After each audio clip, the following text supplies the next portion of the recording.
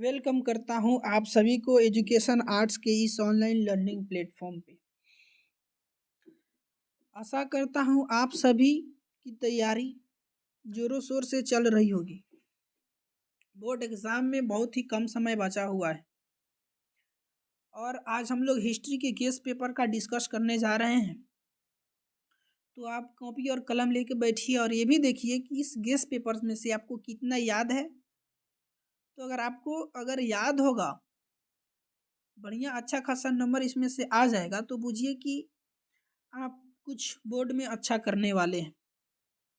अगर आपको याद नहीं है तो फिर भी इस गेस पेपर को याद कर लीजिए और इस पीडीएफ को लेने के लिए क्लास ख़त्म होने के बाद ये पीडीएफ टेलीग्राम या व्हाट्सएप चैनल पर ये चला जाएगा। तो व्हाट्सएप चैनल पर ज्वाइन होने के लिए जो डिस्क्रिप्शन में लिंक दिया गया है उसमें जाके ज्वाइन हो जाइए और वहीं पे आपको पीडीएफ उपलब्ध करा दी जाएगी, बिल्कुल फ्री ऑफ कॉस्ट, एक भी रुपया चार्ज नहीं किया जाएगा। तो समय बहुत कम है, हम लोग क्वेश्चन की ओर चलते हैं। क्वेश्चन नंबर 1 है, इंडिका किसकी रचना है? ऑप्शन ए है चाणक्य, ऑप्शन बी है मेगास्थनीज, ऑप्शन सी है हर्षवर्धन और ऑप्शन डी है कालिदास। तो इंडिका किसकी रचना है? तो इंडिका किसकी रचना है? मेगास्थनीज की रचना है। और मेगास्थनीज सेल्यूकस निकेटर के राजदूत के रूप में चंद्रगुप्त मौर्य के दरबार में आए हुए थे और यहाँ आकर एक पुस्तक लिखे जिसका नाम है इंडिका। ठीक है, चलिए क्वेश्चन नंबर दूसरा की तरफ। क्वेश्चन नंबर दूसरा है कि निम्न में से महिला संत थी। ऑप्शन ए है मीरा, ऑप्शन बी है अंडाल, ऑप्शन सी है कराइकल और ऑप्शन डी है इनमें से सभी। तो ये तीनों महिलाएं क्या थी? संत थी। ऑप्शन नंबर डी बिल्कुल सही है। चलिए क्वेश्चन नंबर 3 की ओर चलते हैं। हम लोग टाइम कम लेंगे और तेजी तेजी हम लोग क्वेश्चन सॉल्व करेंगे। देखिए, अगर ये आपको अच्छा लगा हो तो चैनल को सब्सक्राइब करें, वीडियो को लाइक करें और अपने दोस्तों तक शेयर जरूर करें। क्वेश्चन नंबर 3 है कि समुद्रगुप्त की तुलना किस यूरोपीय शासक से की जाती है? ऑप्शन ए है हिटलर, ऑप्शन बी है नेपोलियन, ऑप्शन सी है बिस्मार्क और ऑप्शन डी है मुसोलिनी। ठीक है, तो समुद्रगुप्त की तुलना किससे की जाती है? नेपोलियन से की जाती है। ऑप्शन नंबर बी बिल्कुल सही है। क्वेश्चन नंबर 4 है। 4 नंबर क्वेश्चन है कि चंद्रगुप्त की मृत्यु कहाँ हुई थी? ऑप्शन ए है पाटलिपुत्र, ऑप्शन बी है तक्षशिला, ऑप्शन सी है श्रवण बेलगोला और ऑप्शन डी है उज्जैनी। तो चंद्रगुप्त मौर्य की मृत्यु कहाँ हुई थी? चंद्रगुप्त चंद्रगुप्त की मृत्यु कहाँ हुई थी? दक्षिण भारत में श्रवण श्रवण बेलगोला था, वहीं पे इनकी मृत्यु हुई। ठीक, चलिए क्वेश्चन नंबर 5। क्वेश्चन नंबर 5 है, मौर्यकालीन टकसाल का प्रधान कौन था? ऑप्शन ए है कोषाध्यक्ष, ऑप्शन बी है मुद्राध्यक्ष, ऑप्शन डी है पण्याध्यक्ष और ऑप्शन डी है लबनिया अध्यक्ष। ठीक है, तो इसमें थोड़ा सा मिस्टेक हो गया है। इसमें ऑप्शन नंबर सी को, इसमें जो प है इसको ल बना दिया जाए। ठीक, तो ऑप्शन नंबर सी बिल्कुल सही है, लक्षणाध्यक्ष आंसर होगा। ठीक, इसको सुधार लीजिएगा आप लोग, ये टाइपिंग मिस्टेक हो गया है। ठीक, होता है, हिंदी टाइपिंग करने में बहुत दिक्कतों का सामना करना पड़ता है। चलिए क्वेश्चन नंबर 6 है, मौर्य वंश की राजधानी कहाँ थी? ऑप्शन ए है विदिशा, ऑप्शन बी है दिल्ली, ऑप्शन सी है पाटलिपुत्र और ऑप्शन डी है राजगीर। तो मौर्य की राजधानी कहाँ थी? ठीक है, तो कहाँ थी? पाटलिपुत्र थी। ठीक है, और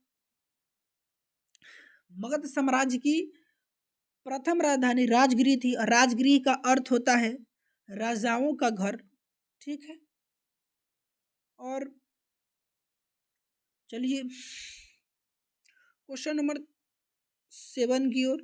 क्वेश्चन नंबर 7 है, मौर्यकालीन कलिंग राज्य कहाँ स्थित है? ऑप्शन ए है बिहार में, ऑप्शन बी है बंगाल में, ऑप्शन सी है उड़ीसा में और ऑप्शन डी है मध्य प्रदेश में। तो कलिंग कहाँ है? वर्तमान में ये उड़ीसा में है। ठीक है, और कलिंग पर किस शासक ने विजय प्राप्त किया? तो अशोक ने किया था। ठीक है, अशोक ने किया था, ये भी याद रखिएगा क्योंकि ये भी क्वेश्चन पूछता है। और ये गेस पेपर को तो आप रट जाइएगा, एकदम ही रट जाइएगा। क्वेश्चन नंबर 8 है, अशोक का व्यक्तिगत धर्म क्या था? ऑप्शन ए बौद्ध धर्म, ऑप्शन बी है जैन धर्म, ऑप्शन सी है शैव धर्म, ऑप्शन डी है वैष्णव धर्म। अशोक बौद्ध धर्म के मानने वाले थे। ऑप्शन नंबर ए बिल्कुल सही है, बौद्ध धर्म के मानने वाले थे। ये अशोक जब कलिंग पर विजय प्राप्त करते हैं, वहां पे बहुत सारे सैनिक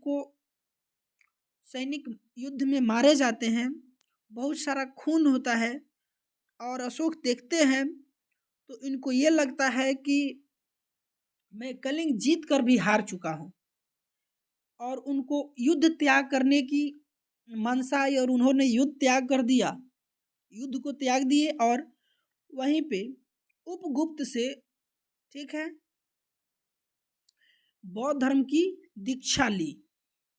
ठीक है, चलिए क्वेश्चन नंबर 9 है, अशोक ने महेंद्र और संघमित्रा को धर्म प्रचार के लिए किस देश भेजा? ऑप्शन ए है जापान, ऑप्शन बी है मिस्र, ऑप्शन सी है वर्मा और ऑप्शन डी है सिहल द्वीप। देखिए ऑप्शन डी, ये सिहल द्वीप को हम लोग, ठीक है, श्रीलंका भी कहते हैं।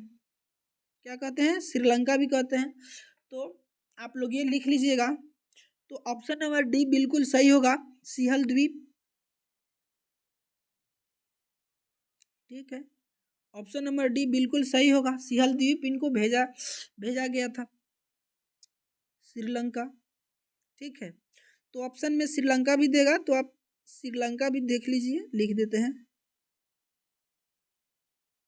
ठीक, और ये सबको याद कर लीजिएगा, कॉपी में भी लिखिए कितना आपसे सही हुआ, कि आपकी तैयारी कहाँ तक चल गई, कहाँ तक हो चुकी है, ये आपको अनुमान लग जाएगा।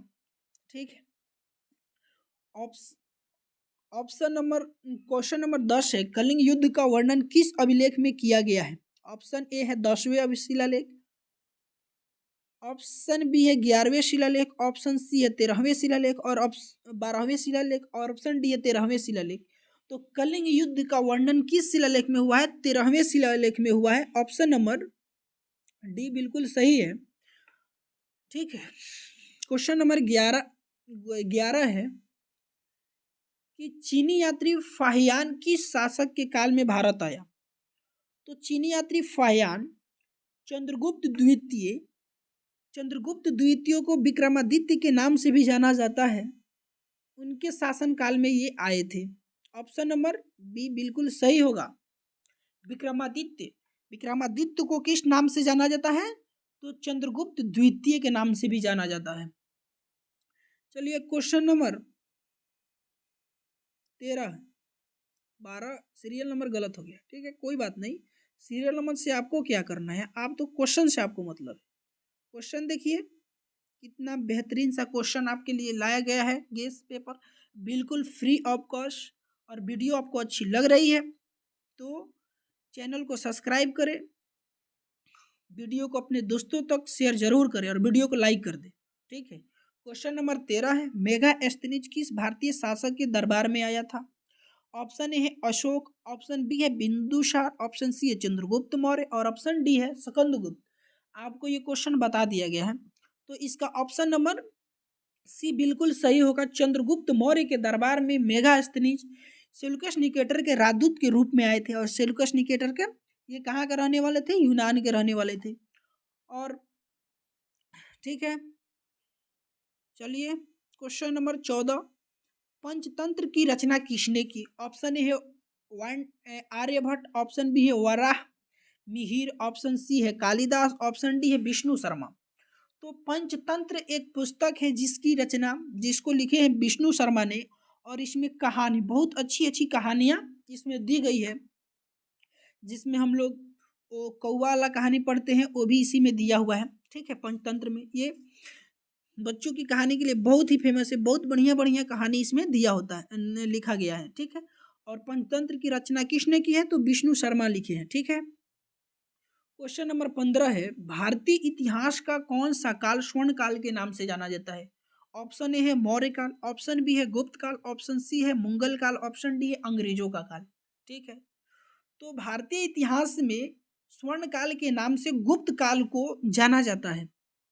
ठीक है, गुप्त काल को। और आप कमेंट में बताइए, आपकी तैयारी अगर अच्छी हुई है, अगर आप किताब को पढ़े हैं, तो आप ये बताइए कि सिक्का सबसे पहले किस शासक ने जारी किया था? ठीक है, ये आप लोग बताइएगा। अगर आप मेरा क्लास किए होंगे तो आपको ये सब बता दिया गया है वहां पर। चलिए क्वेश्चन नंबर 16 है, महाभारत की रचना किस भाषा में हुई है? ऑप्शन ए है संस्कृत, ऑप्शन बी है पाली, ऑप्शन सी है प्राकृत, ऑप्शन डी है हिंदी। तो महाभारत की रचना किसने की है? ये आप कमेंट में बताइएगा। महाभारत की रचना किस भाषा में हुई? महाभारत की रचना संस्कृत में हुई और इसकी रचना वेद व्यास ने की है।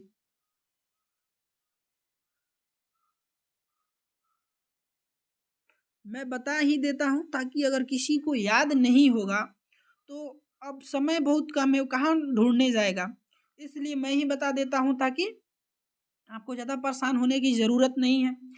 गेस पेपर आप देखिए और बढ़िया से एग्जाम की तैयारी कीजिए। चलिए क्वेश्चन नंबर 17 है, पुराणों की संख्या कितनी है? ऑप्शन ए है 16, ऑप्शन बी है 18, ऑप्शन सी है 19 और ऑप्शन डी है 20। तो पुराणों की संख्या कितनी बताई गई है? 18 बताई गई है। ठीक है, पुराणों की संख्या 18 बताई गई है। उपनिषद की संख्या 108 बताई गई है और वेदांग की संख्या कितनी बताई है? 6। ठीक है, चलिए और वेद की संख्या कितनी बताई है? 4। चलिए यहाँ पे लिख देता हूँ उपनिषद की संख्या। उपनिषद उपनिषद कितना है? 108। ठीक, वेद कितना है? 4। वेद कितना है? 4। और वेदांग, वेदांग कितनी है? तो 6। ये सब याद कर लिएगा क्योंकि ये सब बोर्ड में आता है, इसलिए मैं बता दिया हूँ। और जो लोग क्लास किए होंगे वो ये सब उन लोगों को बता दिया गया, एक्सप्लेन कर दिया गया है। हिस्ट्री में तो एक से एक ट्रिक बताया गया है। अगर आप देखना चाहते हैं तो हिस्ट्री के प्ले लिस्ट में जाइए और वो वीडियो को देखिए, कितना महत्वपूर्ण और प्रीवियस ईयर क्वेश्चन भी कराया गया है।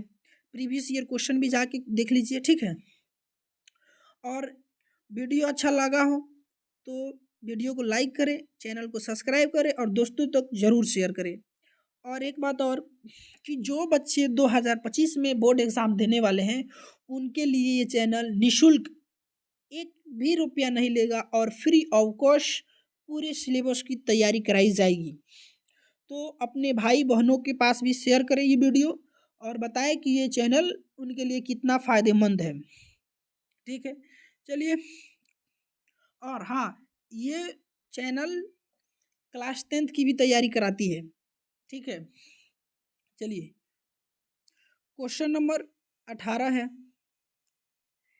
कि श्री श्री भगवत गीता के महत्व पर किसने विचार व्यक्त किए? ऑप्शन ए है महात्मा गांधी, ऑप्शन बी है विवेकानंद, ऑप्शन सी है बाल गंगाधर तिलक और ऑप्शन डी है इनमें से सभी ने। ठीक है, तो भगवत गीता के महत्व पर किसने विचार व्यक्त किए? महात्मा गांधी भी किए थे, विवेकानंद भी किए थे, बाल गंगाधर तिलक भी किए थे। तो इसमें ऑप्शन नंबर डी बिल्कुल सही होगा।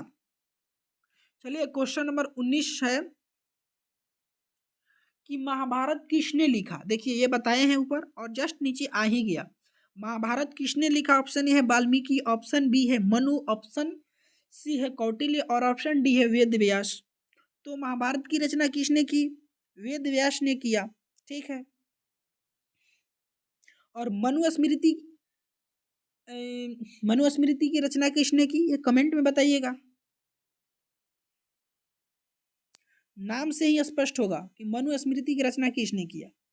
ठीक है, क्वेश्चन नंबर 20 है, प्राचीन भारत के महाकाव्य का नाम है। ऑप्शन ए है महाभारत, ऑप्शन सी है ऋग्वेद, ऑप्शन बी है ऋग्वेद, ऑप्शन सी है मनुस्मृति और ऑप्शन डी है इनमें से सभी। तो प्राचीन भारत के महाकाव्य, तो महाकाव्य है महाभारत। ऑप्शन नंबर ए बिल्कुल सही होगा। ठीक है, क्वेश्चन नंबर 21 है कि दुर्योधन की माँ कौन थी? ऑप्शन ए है गंधारी, ऑप्शन बी है कुंती, ऑप्शन सी है मांद्री और ऑप्शन डी है सरस्वती। ठीक है, तो दुर्योधन की माँ कौन थी? गंधारी थी। ऑप्शन नंबर ए बिल्कुल सही है। ठीक है, क्वेश्चन नंबर 22 है कि अर्जुन किसके शिष्य थे? ऑप्शन ए है भीष्म, ऑप्शन बी है विदर, ऑप्शन सी है द्रोणाचार्य और ऑप्शन डी है भीम। अर्जुन द्रोणाचार्य के शिष्य थे और द्रोणाचार्य अर्जुन को तीर अंदाज में एक ही बहादुर स्टूडेंट को बनाना चाहते थे, जिसके जो अर्जुन को बनाए। इससे भी बहादुर एक थे नुकुल। उन्होंने इतना तीर चलाने में महारत हासिल की कि उन्होंने कुत्ता को इस तरीके से तीर मारा था कि उसका मुंह बंद हो गया। तो द्रोणाचार्य देखे और अचंभित हो गए। उनका वचन ये था कि अर्जुन एक ऐसा तीरंदाज बनेगा जो विश्व में अद्वितीय होगा। ठीक है, जिसकी वजह से वो क्या किए, उसके औंठा को मांग लिए दान में और अर्जुन एक अकेला स्टूडेंट बच गए जो तीर अंदाज में क्या थे, महान बन गए। ठीक है, क्वेश्चन नंबर 23 है गंगा पुत्र किसे कहा जाता है? ऑप्शन ए है अर्जुन को, ऑप्शन बी है विदुर को, ऑप्शन सी है भीष्म को और ऑप्शन डी है पांडु को। तो गंगा पुत्र के नाम से भीष्म को जाना जाता है। ऑप्शन नंबर सी बिल्कुल सही है। क्वेश्चन नंबर 24 कि गौतम बुद्ध का जन्म कहाँ हुआ था? ऑप्शन ए है कपिल वस्तु के लुम्बिनी में, ऑप्शन बी है कुर्सीनगर में, ऑप्शन सी है पाटलिपुत्र में और ऑप्शन डी है सारनाथ में। तो गौतम बुद्ध का जन्म कपिल वस्तु के लुम्बिनी में हुआ था और ये कहाँ है? नेपाल में है। ऑप्शन नंबर ए बिल्कुल सही होगा। कुर्सीनगर में उनका महापरिनिर्वाण प्राप्त हुआ और सारनाथ में उन्होंने पहला उपदेश दिया था। सारनाथ में उन्होंने पहला उपदेश दिया था।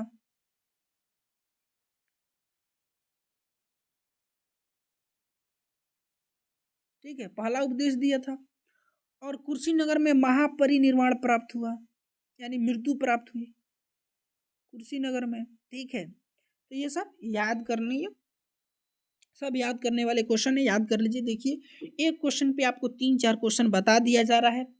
ठीक है, अगर मान लीजिए ये क्वेश्चन नहीं आया, ये क्वेश्चन बदल के दूसरा आ गया, तो आपको ये तो क्वेश्चन बता दिया जा रहा है और आंसर भी। ठीक है, चलिए क्वेश्चन नंबर 25 है।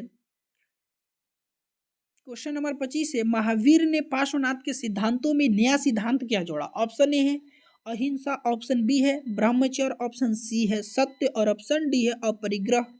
तो महावीर स्वामी ने पार्श्वनाथ के सिद्धांत में नया सिद्धांत क्या जोड़े? ब्रह्मचर्य जोड़े थे। ऑप्शन नंबर बी बिल्कुल सही है। और जैन धर्म के ये 23वें तीर्थकर थे और जैन धर्म के प्रथम तीर्थकर कौन थे? ऋषभ देव थे। ठीक है, चलिए क्वेश्चन नंबर 26 है महात्मा बुद्ध को महापरिनिर्वाण कहाँ प्राप्त हुआ? ऑप्शन ए है कपिल वस्तु में, ऑप्शन बी है पाटलिपुत्र में, ऑप्शन सी है कुर्सीनगर में, ऑप्शन डी है गया में।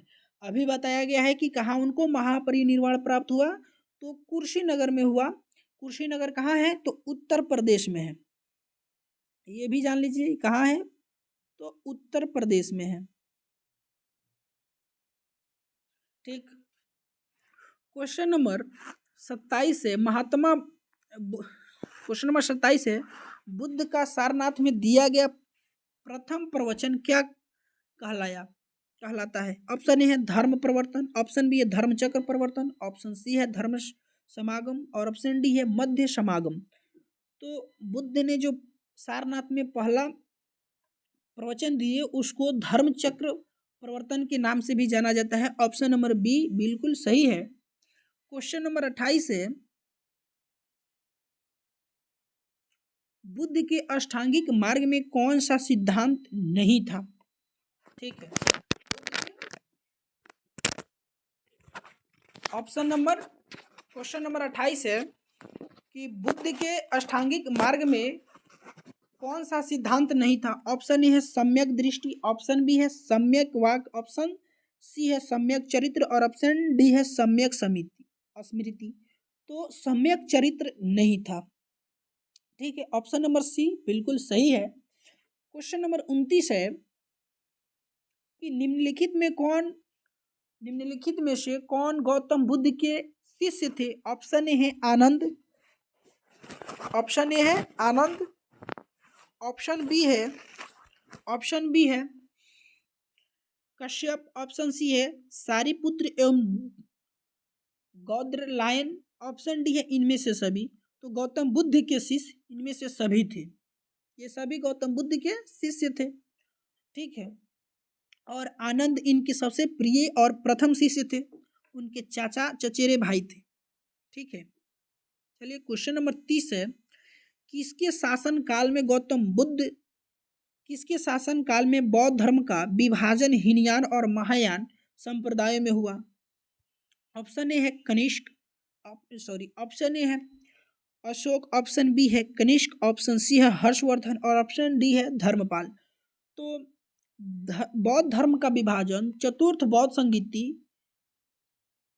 कनिष्क के शासन काल में हुआ था और उसी में बौद्ध धर्म को दो भागों में बांट दिया गया, एक हीनयान और एक महायान। महायान का विकास हो गया क्योंकि ये गौतम बुद्ध को पूजते थे और हीनयान का विकास थोड़ा कम हुआ क्योंकि ये लोग निराकार की पूजा करते थे। ये गौतम बुद्ध को भगवान नहीं, उनको एक महापुरुष मानते थे। तो ऑप्शन नंबर बी बिल्कुल सही होगा। चलिए अगला क्वेश्चन है क्वेश्चन नंबर 31 है कि निम्नलिखित में से प्राचीनतम वेद कौन है? ऑप्शन ए है सामवेद, ऑप्शन बी है ऋग्वेद, ऑप्शन सी अथर्ववेद और ऑप्शन डी है यजुर्वेद। ठीक है, तो कौन सा? ऑप्शन नंबर बी बिल्कुल सही होगा, ऋग्वेद सबसे प्राचीनतम वेद है। और आपको मैं बताया हूं कि वेदों की संख्या कितनी है? 4। तो वही ये 4 वेद हैं, याद कर लीजिएगा ये वेद के नाम। ठीक है, और सबसे प्राचीन वेद कौन सा है? तो ऋग्वेद। क्वेश्चन नंबर 32 है कि ऋग्वैदिक कालीन लोग किसकी पूजा करते थे? ऑप्शन ए है विष्णु की, ऑप्शन ए है विष्णु, ऑप्शन बी है प्रकृति, ऑप्शन सी है लक्ष्मी और ऑप्शन डी है शिव। तो ऋग्वैदिक कालीन लोग किसकी पूजा करते थे? प्रकृति की पूजा करते थे। ऑप्शन नंबर बी बिल्कुल सही है। ठीक है, क्वेश्चन नंबर 33 है ऋग्वैदिक समाज था। ऑप्शन है पितृसत्तात्मक, ऑप्शन बी है मातृसत्तात्मक और ऑप्शन सी है पत्नी प्रधान, ऑप्शन डी है इनमें से कोई नहीं। तो सबसे पहले इस शब्दों का मतलब बता देते हैं। ये पितृसत्तात्मक का मतलब होता है कि किसी भी वस्तु पर यानी पिता उसका अधिकार था उस पर, अब उसके बाद उसके बेटा का होगा, फिर उसके बेटा का होगा, यानी वंशानुगत उसके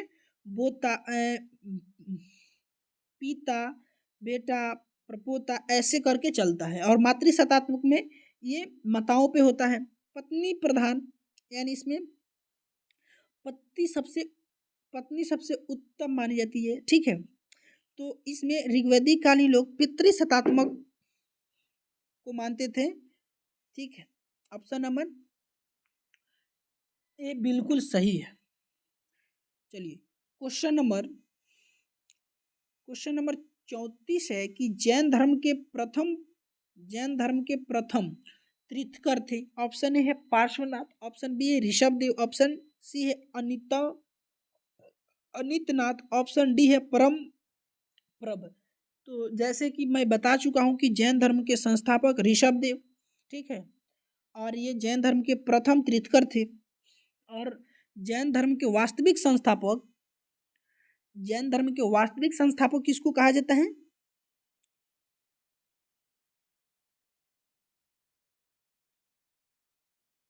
वास्तविक संस्थापक किसको कहा जाता है?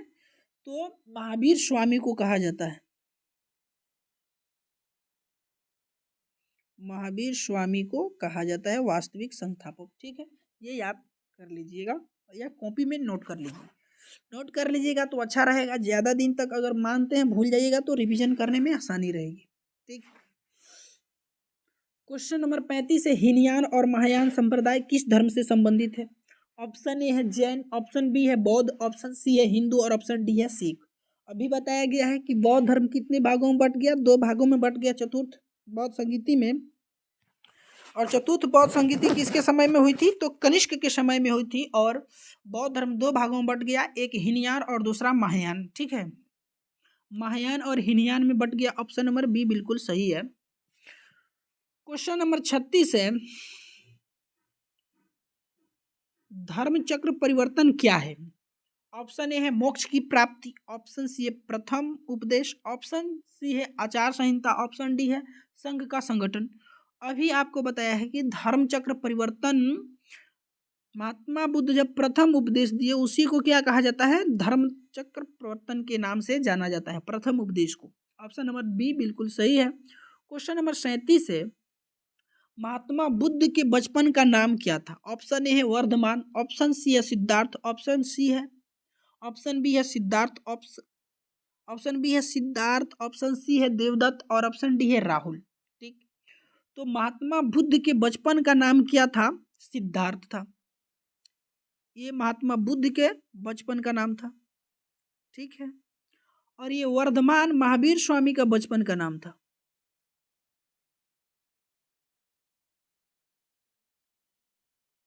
ठीक है, और ये राहुल गौतम बुद्ध के पुत्र का नाम था। गौतम बुद्ध के पुत्र का नाम था। ठीक है, चलिए क्वेश्चन नंबर 38 की ओर। क्वेश्चन नंबर 38 है कि चौथे बौद्ध परिषद किस शासक के काल में हुआ था। चौथी बौद्ध परिषद किस शासक के काल में हुई थी। ऑप्शन ए है अशोक, ऑप्शन बी है कलाशोक, ऑप्शन सी है अजातशत्रु, ऑप्शन डी है कनिष्क। इसके लिए एक सूत्र भी बताया गया है कि कहाँ हुआ था, तो राबे पाकू। इसके लिए सूत्र है कहाँ हुआ था, राबे पाकू। ठीक है, किसके शासन काल में हुआ, इसके लिए ट्रिक अका अक, ये ट्रिक है। देखिए, प्रथम बौद्ध संगीति कहाँ हुआ, तो राजगृह में, किसके शासन काल में, तो अजात शत्रु के। दूसरा बौद्ध संगीति कहाँ हुआ, तो वैशाली में, किसके शासन काल में, तो कलाशोक के समय में। तीसरा बौद्ध संगीति कहाँ हुआ, तो पाटलिपुत्र में, किसके समय में, अशोक के समय में। और चतुर्थ बौद्ध संगीति कहाँ हुई, तो कुंडल वन में हुई, और किसके शासनकाल में, तो कनिष्क के। तो ऑप्शन नंबर डी बिल्कुल सही है। ये ट्रिक अगर याद कर लेते हैं आप, तो कौन सा बौद्ध संगीति कब हुआ और किसके शासनकाल में हुआ, ये याद करने के लिए आपको एक बेहतरीन सा तरीका मिल गया। और आप इसको कभी नहीं भूलेंगे अगर अच्छे से अगर इसको लिख कर थोड़ा देख लेते हैं। ठीक है, और ऐसे बहुत सारे ट्रिक बताया गया है, तो आप चैनल को सब्सक्राइब कर लें। और जो हिस्ट्री का प्रीवियस ईयर क्वेश्चन बताया गया उसको भी कर ले, ताकि आपकी मजबूती इतनी हो जाए कि क्वेश्चन कहीं से भी आए आप फोड़ डालेंगे एग्जाम में। बस आप इसको देखिए, और प्रीवियस ईयर क्वेश्चन कराया गया है वो भी जाके देख लीजिए, आपके लिए बहुत लाभदायक साबित होगा। क्वेश्चन नंबर 39 है, प्रथम बौद्ध संगीति का आयोजन कहाँ हुआ। देखिए क्वेश्चन आइए गया, ये सब बोर्ड मॉडल क्वेश्चन है। ये 100% है कि इसमें से कम 30-40 तो जरूर ही आएंगे, 100% है। ठीक है, हर साल की तरह इस साल भी परचम लहराएगा। ठीक है, क्वेश्चन नंबर 39, प्रथम बौद्ध संगीति का आयोजन कहाँ हुआ था। ऑप्शन ए है राजगृह, ऑप्शन बी है पाटलिपुत्र, ऑप्शन सी है वैशाली, ऑप्शन डी है श्रीनगर। ठीक है, तो कहाँ हुआ था प्रथम बौद्ध संगीति, राजगृह में हुआ था। आपको जस्ट अभी बताया हूँ ट्रिक, राबे पाकू और अका अक। ये ट्रिक आप नोट कर लीजिए नोटबुक में। क्वेश्चन नंबर 40 है कि द्वितीय बौद्ध संगीति का आयोजन कहाँ हुआ। देखिए ये भी क्वेश्चन आ गया, द्वितीय बौद्ध संगीति का आयोजन कहाँ हुआ, तो कहाँ हुआ था? वैशाली में हुआ था। और किसके शासनकाल में हुआ? ये आप ट्रिक को देखकर आप बताइएगा कमेंट में, ताकि आपको ट्रिक समझ में आया कि नहीं आया। ठीक है, चलिए क्वेश्चन नंबर 41 है, महावीर को किस नदी के किनारे ज्ञान की प्राप्ति हुई? ऑप्शन ए है गंगा, ऑप्शन बी है सोन, ऑप्शन सी है ऋजुपालिका और ऑप्शन डी है गंडक। ठीक है, तो महावीर को ऋजुपालिका नदी के तट पर ज्ञान की प्राप्ति हुई। ठीक, क्वेश्चन नंबर 42 है कि त्रिरत्न किस धर्म से संबंधित है? ऑप्शन ए है बौद्ध धर्म, ऑप्शन बी है जैन धर्म, ऑप्शन सी है शैव, ऑप्शन डी है वैष्णव। तो त्रिरत्न किस धर्म से संबंधित है? ऑप्शन नंबर बी बिल्कुल सही होगा, जैन धर्म से संबंधित है। ठीक है, त्रिरत्न जैन धर्म से संबंधित है और त्रिपिटक बौद्ध धर्म से संबंधित है। बस ये याद रखिएगा, इसमें थोड़ा कंफ्यूजन हो सकता है आप सभी को। त्रिरत्न तो जैन धर्म और, ठीक है, त्रिरत्न तो जैन धर्म और त्रिरत्न जैन धर्म से होगा। ठीक है, और एक और किताब अभी जस्ट बोले हैं, भूल गए उसको। ठीक है, चलिए क्वेश्चन नंबर 43 है हाँ त्रिपिटक। अगर त्रिपिटक पूछा तो बौद्ध धर्म और त्रिरत्न पूछा तो जैन धर्म। चलिए क्वेश्चन नंबर 43 है, त्रिपिटक किस धर्म से संबंधित है? अभी अभी बताया गया है कि त्रिपिटक बौद्ध धर्म से संबंधित है और त्रिरत्न जैन धर्म से। क्वेश्चन नंबर 44 है, हड़प्पा सभ्यता की मुहरें किस चीज की बनी है? हड़प्पा सभ्यता की मुहरें किस चीज की बनी है? ऑप्शन ए है लोहा, ऑप्शन बी है तांबा, ऑप्शन सी है कांसा और ऑप्शन डी है सिलखड़ी। तो किस से बनी होती थी? सिलखड़ी नामक पत्थर से हड़प्पा सभ्यता की जो मुहरें थी सिलखड़ी नामक पत्थर से बनी हुई थी। और ये किस आकार की होती थी? तो आयताकार की होती थी, आयत के आकार का होता था। ठीक है, आयताकार। ये भी पूछता है। क्वेश्चन नंबर 45 है, बनावली किस राज्य में स्थित है? ऑप्शन ए है हरियाणा, ऑप्शन बी है पंजाब, ऑप्शन सी है गुजरात, ऑप्शन डी है महाराष्ट्र। तो बनावली किस राज्य में स्थित है? तो बनावली हरियाणा में है। क्वेश्चन नंबर 45 था, बनावली किस राज्य में है? तो बनावली किस राज्य में है? हरियाणा में है। ऑप्शन नंबर ए बिल्कुल सही है। चलिए क्वेश्चन नंबर 46 की ओर चलते हैं। क्वेश्चन नंबर 46 है कि लोथल किस नदी के किनारे स्थित है? क्वेश्चन नंबर 45, बनावली किस राज्य में स्थित है? तो बता दिए बनावली हरियाणा में है और यहाँ से हल के प्रमाण भी मिले हैं। ठीक है, ये भी याद रखिएगा, बनावली से भी हल के प्रमाण मिलते हैं और कालीबंगा से जूते हुए खेत के साक्ष्य मिले हैं। ठीक है, ये दोनों बात याद रखिएगा क्योंकि ये बोर्ड में आपके बहुत काम आ सकता है। क्वेश्चन नंबर 46 है, लोथल किस नदी के किनारे स्थित है? ऑप्शन ए है सिंधु नदी, ऑप्शन बी है ब्यास, ऑप्शन सी है भोगवार, ऑप्शन डी है रावी। तो जैसे कि आप सबों को क्लास में बता दिया गया है कि हड़प्पा रावी नदी के किनारे स्थित है, लोथल भगवा नदी के किनारे स्थित है। ठीक है, और मोहनजोदड़ो सिंधु नदी के किनारे स्थित है। तो इसमें लोथल किस नदी के किनारे होगा? ऑप्शन नंबर सी बिल्कुल सही होगा, लोथल नदी के किनारे, सॉरी भोगवा नदी के किनारे। लोथल किस नदी के किनारे स्थित है? तो भोगवा नदी के किनारे स्थित है। क्वेश्चन नंबर 46 है, सिंधु घाटी के निवासियों को किस धातु का ज्ञान नहीं था? इसके लिए भी एक ट्रिक बता दिया गया है, ऑलरेडी चैनल पे एक ट्रिक बता दिया गया है, वो ट्रिक आप जाके देखिए। देखिए फिर भी यहाँ पे हम बता देते हैं क्योंकि बहुत सारे बच्चे ये होते हैं कि वो जाके ट्रिक नहीं देखते हैं, नहीं देखेंगे तो उसमें मेरा तो घाटा नहीं होगा, फिर भी मैं बता देता हूँ ताकि अगर क्वेश्चन आए तो आपको बनाने में बहुत आसानी हो। ठीक है, तो इसके लिए ट्रिक मैं बताया था सोचता सीटी। क्या बताया था? सोचता सीटी, सोचता सीटी। ठीक है, देखिए स से हो गया सोना, कॉपी में आप लिखते चलिए। ठीक है, च से चांदी, त से तांबा, फिर श से शीशा और ट से टीन।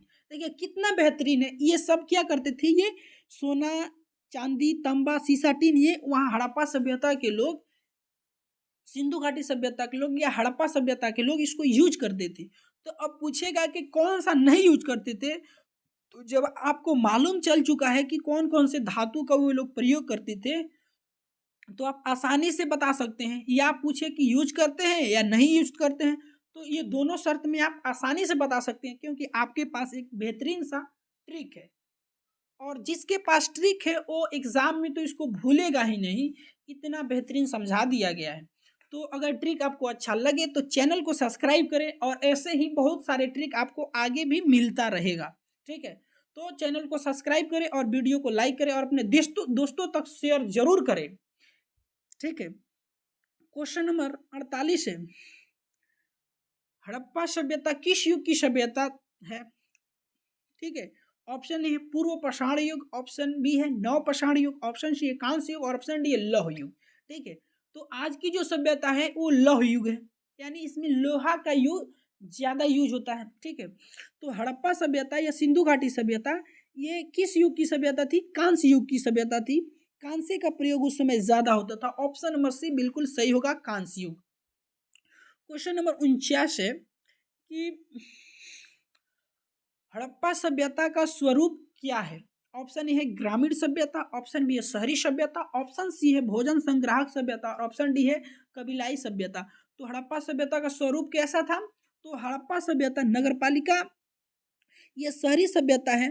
ठीक है, और हड़प्पा सभ्यता का आकार कैसा था? तो त्रिभुजाकार था। ये भी आप याद रख लीजिएगा, त्रिभुजाकार। इसका आकार पूछेगा तो त्रिभुजाकार।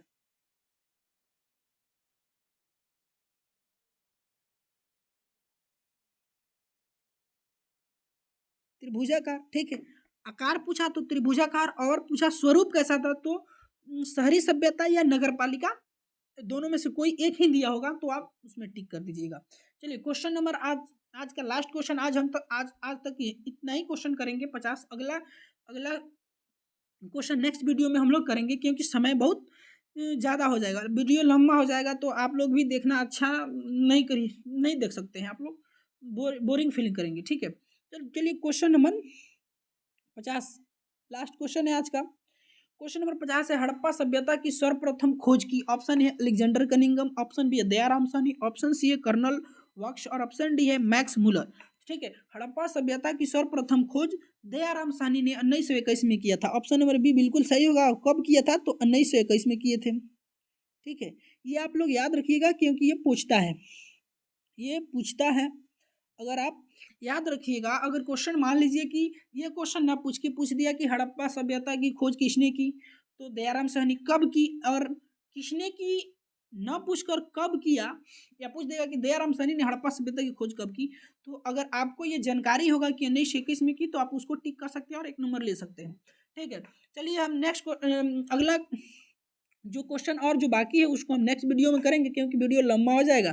ठीक है, ऑलरेडी 38 मिनट का वीडियो हो चुका है। ठीक, तो हम लोग 38 मिनट हो चुका है, तो अब क्वेश्चन और कितना है इसमें?